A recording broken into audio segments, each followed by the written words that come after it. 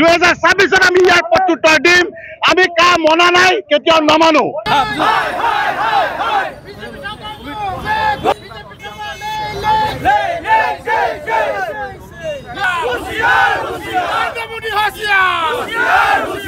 এই দুৰ্নীতি সদাগৰ মুখ্যমন্ত্ৰী হওক বা এওঁলোকৰ দুৰ্নীতি সদাগৰ যি MLA মন্ত্ৰীসকল আছে, সকলো শুৱে বহে অকল পাহাৰ দৰে 2 নম্বৰী টকা সম্পত্তি ঘৰত লাগিছে।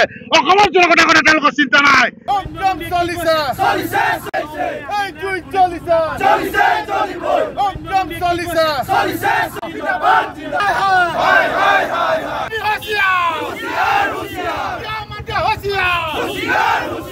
তেওঁলোকে ভাবিছে যে আমি একো বুজি নাপাওঁ, গতিকে তেওঁলোকে উচিত চলাই যি 2026 যি জিকা এটা সম্ভাৱনা তেওঁলোকে দেখিছে, কিন্তু আমি এই প্ৰত্যুত্তৰ আমি 2026 দিম। কেতিয়াও জিকাৰ সম্ভাৱনা নহ'ব। হিন্দুৱে মুছলিমক শিকাওক, আমি কেতিয়াও এইবোৰ গ্ৰহণ নকৰোঁ।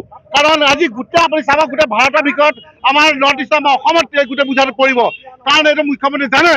আৰু এটা কথা আমি বুজিব মুখ্যমন্ত্ৰী কাৰোবাক আপোনালোকৰ যোগেদি ক'ব বিচাৰিছোঁ বা বিজেপি চৰকাৰ ক'বলৈ বিচাৰিছোঁ। গতিকে আমি অসমৰ জনগণৰ লগত অসমীয়া জীৱন চাইছোঁ, সদায় থাকিম। কাম আমি মনা নাই আৰু নামানো। চিধা কথা, স্পষ্ট কথা।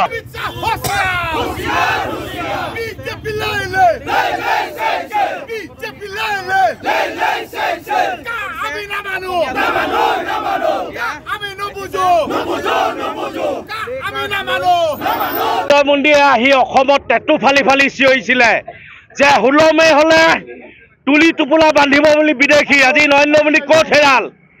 আজি কা বৰ পিয়া পাই গৈছে অসমত বিদেশী। আজি হিমন্ত বিশ্ব শৰ্মাই শিক্ষা ল'ব লাগিছিলে।